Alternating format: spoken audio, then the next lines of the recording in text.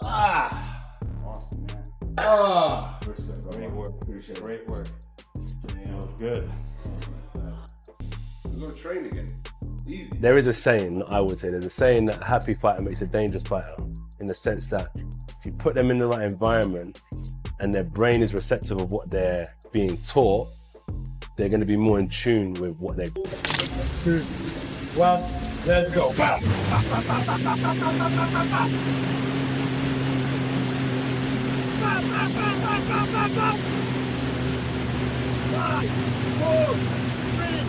2,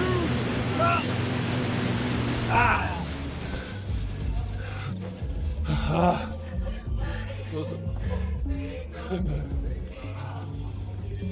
So I'm actually like, give me more, give me more, give me more. That's his mindset in everything he does, whether it's training, whether it's work, whether it's helping other people.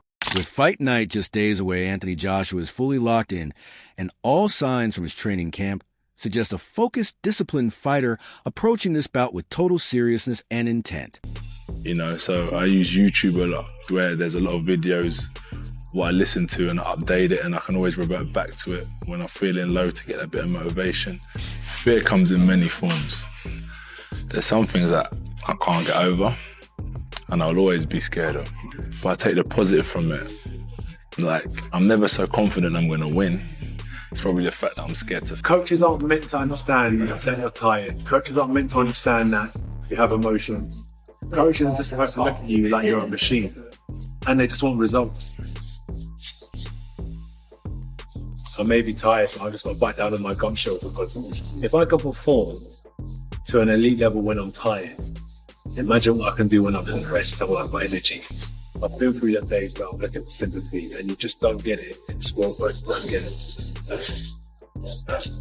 I always knew there could be the most talented fighter out there, especially in our industry.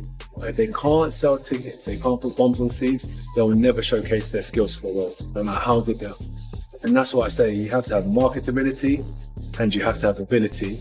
And when you bring those two worlds together, it's a recipe for something. There's no hint of an exhibition or relaxed approach. Anthony Joshua is training with intensity, refining his conditioning, tightening his combinations, and committing to a disciplined, pressure-heavy strategy. This fight isn't about hype or headlines, but about precision control and leaving nothing unfinished when he opens. Stay humble means treat the person who is beneath you in a different class to the same person who's above you in a different class.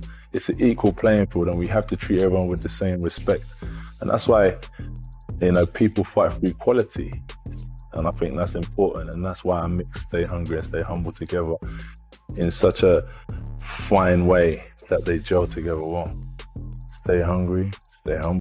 Joshua understands the enormity of the stage, the unforgiving spotlight, and the sky-high expectations, which is exactly why his preparation and mindset have been strictly all business. That's it, and again. Good, and again. Good, 2 more. 1 more of them. Good. You have to find it within yourself. If I've got to tell you to get up, and I've got to tell you to go to work, and I've got to tell you to do everything, then until that person stops telling you, you're never going to be able to achieve anything. So that's the best piece of advice I've been given, is find it within yourself to be motivated. You've been blessed with a brain, heart for emotions, spiritual. As fight night approaches, the message from Joshua's camp is unmistakable. AJ isn't easing into this moment. He's fully committed, focused on eliminating every possible risk before stepping into the ring. Meanwhile, Jake Paul is also ramping up his preparation, working with heavier sparring partners, and refining his movement as he prepares for the toughest challenge of his boxing career. Very clear path to being able to beat Anthony Joshua. Something about him. I was supposed to fight Gervonta and then go and fight Joshua maybe next year. When Gervonta got into his whole fiasco, Joshua was one of the first names on the list. I would say he's definitely was surprised and maybe thought I was just all talk and not actually wanting to do it and just saying it for hype. I think that's what a lot of people think when I say crazy things like fighting Canelo or Bud or Joshua. So I think he was actually surprised to get the deal done. The confidence is still there, but the training shows a clear awareness of the challenge ahead. Longer rounds, sharper defense, and constant focus on handling pressure define the camp. As time runs out, Jake's team is prioritizing preparation over promotion, understanding this isn't just another crossover event, but a defining moment for how seriously his boxing path is. I don't want to ask you about a prediction for Jake Paul and Anthony Joshua because I think a lot of people know what will happen. But is it dangerous for Jake Paul to be taking on a big heavyweight? You're a heavyweight, man. I wouldn't want to get punched by you here. Is it very dangerous for Jake Paul to be even taking? I mean, no matter what it is, it can be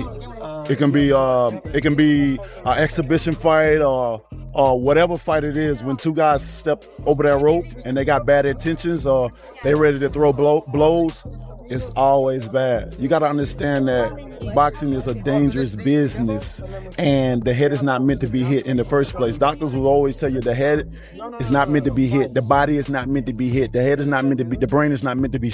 As Jake Paul's camp sharpens its focus in the closing days, the wider boxing debate has intensified too. On TalkSport, Jim White, Simon Jordan, and Adola Depot discussed the fight as a collision of spectacle and real consequence. With the bout just a week away in Miami, the panel highlighted its huge commercial appeal while also questioning how such a matchup received approval, pointing to Florida's history of sanctioning unconventional fights.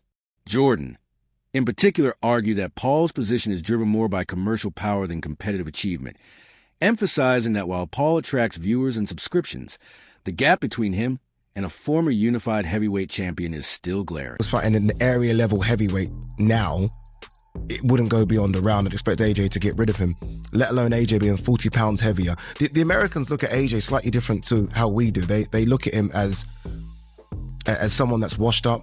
When he was in their country, he got beat by Andy Ruiz, who's not gone on to do anything. If Andy Ruiz went on to have this glittering career, then it maybe would have made that defeat look a lot bigger. They watched him recently get defeated by Daniel Dubois. They think he's done. So they don't have respect for him maybe the way we do over here. So Jake thinks he can win. I've been around Jake and he's delusional, but he's very strong-minded. So he thinks he can win, but there's no way this should go beyond 3 minutes. Who's the A side? Who walks into the ring first? AJ walks into the ring first, so Jake Paul's the A. White steered the conversation toward boxing's financial realities, explaining why even elite fighters are willing to take on such matchups. Olau added balance by acknowledging Jake Paul's role in boosting boxing's visibility and promotion through modern platforms. Together, they agreed that beyond the hype, this is a genuine contest with real risks attached.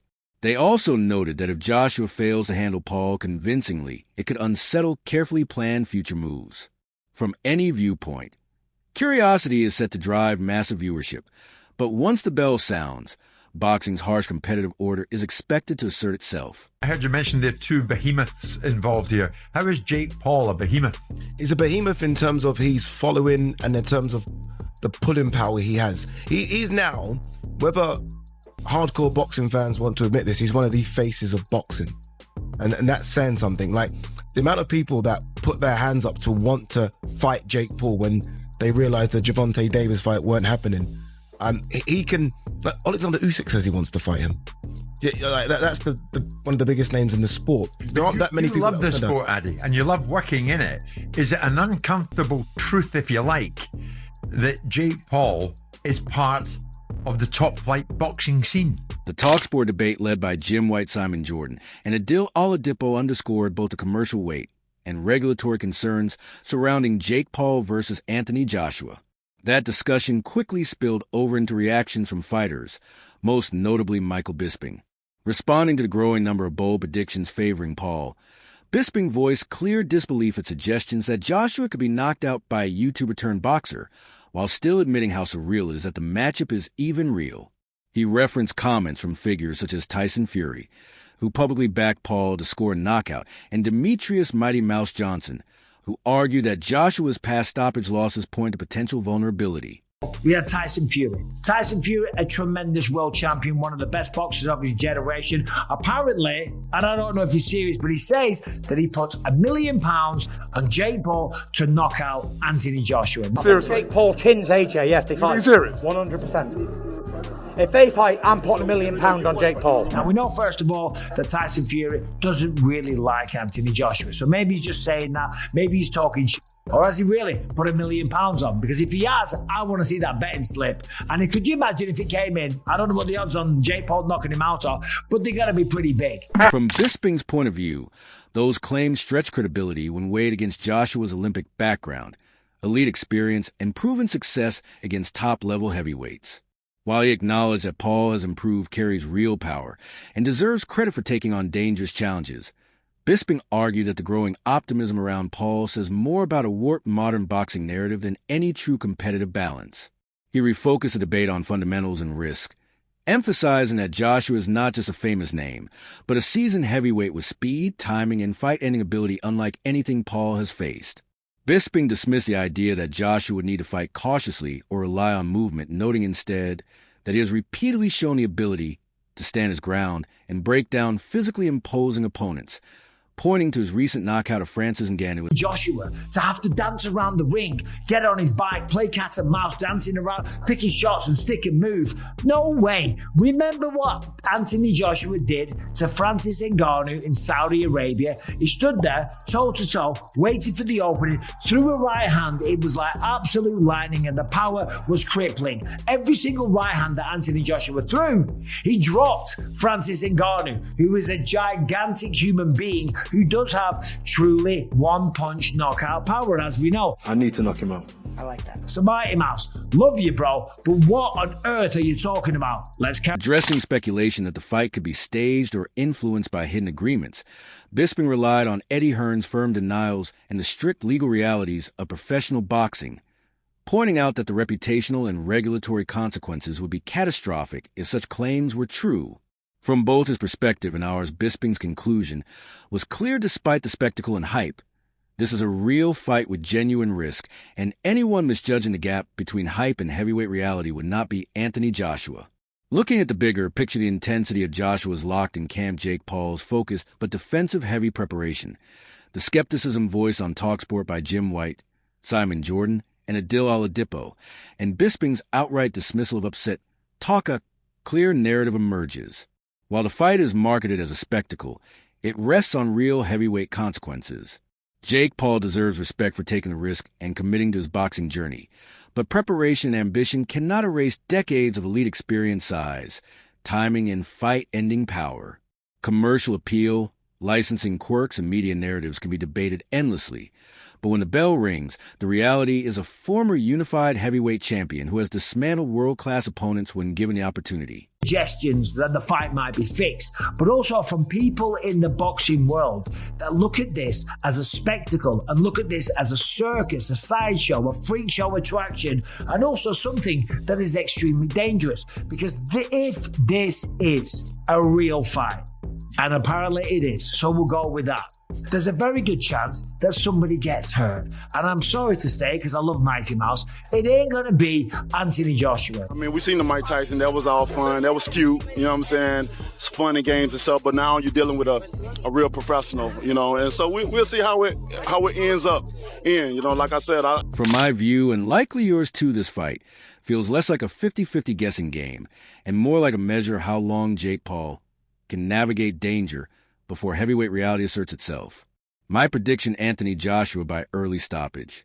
Not because Paul lacks courage, but because boxing has a relentless way of proving that skill, experience, and level differences matter, and at heavyweight those lessons hit fast and without mercy. Ultimately, this matchup sits at the crossroads of ambition business and genuine heavyweight consequence. Joshua is treating it as a serious professional assignment, while Paul faces the most dangerous test of his boxing career. Voices across the sport, from media analysts to fellow fighters, agree that hype can't outpace physics forever.